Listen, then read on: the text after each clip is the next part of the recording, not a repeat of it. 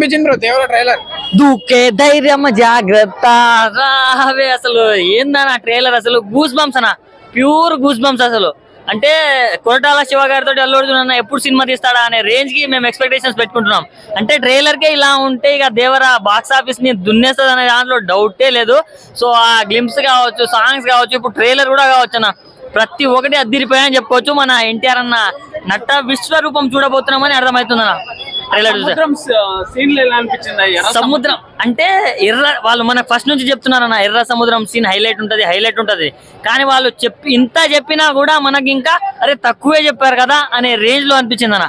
ఆ range high feel అయ్యాం మేమైతే చూసినప్పుడు. విజువల్స్ అవన్నీ ఎలా అనిపించాయి?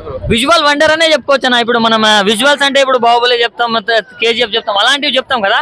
సో ఇది సీ గురించి, ఇప్పుడు దాని గురించి సముద్రం మీద అక్కడే తీసిన సినిమా కాబట్టి ఇది ఒక సీ వరల్డ్ అని చెప్పుకోవచ్చు అన్న. అట్లా కొరటాల గారు ఆల్రెడీ ఆచార్యతో ఫ్లాప్ అంటే అన్న, ఇప్పుడు మనం ఫస్ట్ నుంచి 10th క్లాస్ వరకు చదివితేనే మనకి ఎన్నో సబ్జెక్టులు పోతాయి. అంటే అన్న సినిమాలు తీసుకున్నా ఏదో ఒక సినిమా పోతుంది అన్న, అంతే. దాన్ని ఒకదాన్ని పట్టుకొని మనం ఊగులాడలేం కదా. సో ఏదో ఒకటి పోయింది, దీంతో గట్టిగా కొడతాడు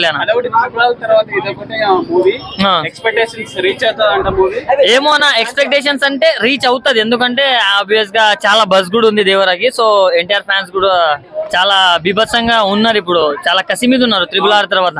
సో బీభత్సంగానే